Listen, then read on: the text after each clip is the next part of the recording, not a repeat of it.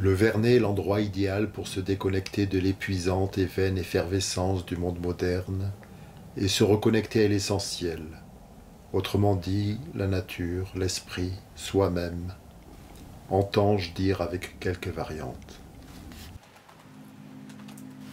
Se connecter, se déconnecter, se reconnecter. Cette métaphore de la connexion que l'on croit innocente et qui assimile l'homme à un appareil doté de prises et de câbles qu'il branche à telle source dont il attend une augmentation de lui-même est impropre. Elle l'est d'autant plus ici.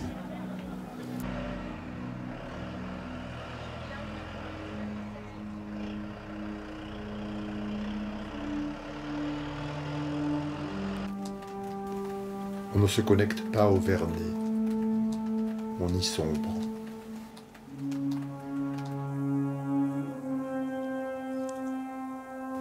L'âme du Vernet ne vient pas, grâce à je ne sais quelle connexion, nous égayer, nous rasséréner, nous consoler des affres de la ville et du travail.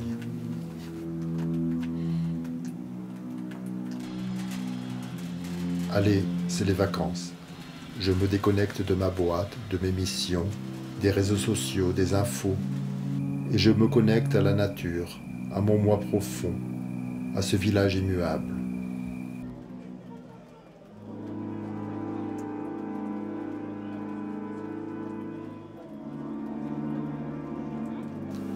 Une connexion est un rapport d'extériorité. Il y a ceci qui me fait face, il y a moi, et enfin il y a un câble quelconque entre nous deux, dans lequel circule une sorte de monnaie de singe.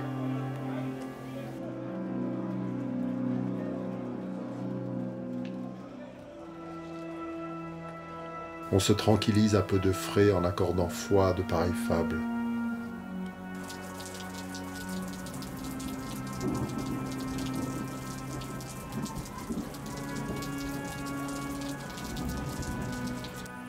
Quel monde tranquille. Tout y est en place, partes extra partes. On se connecte à ce qu'il faut quand il faut, et on se déconnecte si besoin.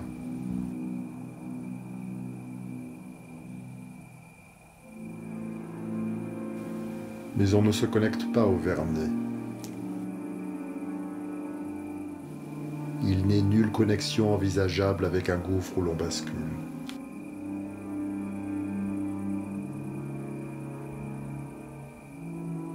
Oh, on a bien essayé d'y vivre, de faire comme si, de tromper la peur en feignant l'insouciance, d'ignorer les ténèbres.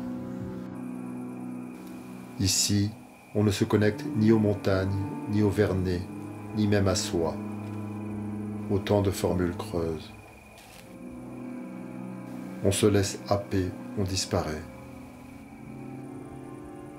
Sur le ciel noir se détache une masse plus noire encore. Un silence fait de murailles qui transit le Vernet. Cette montagne assoupie qui semble descendre lorsque tout le monde est blotti chez soi. Descendre, rôder dans les rues vides et peu à peu engloutir le village.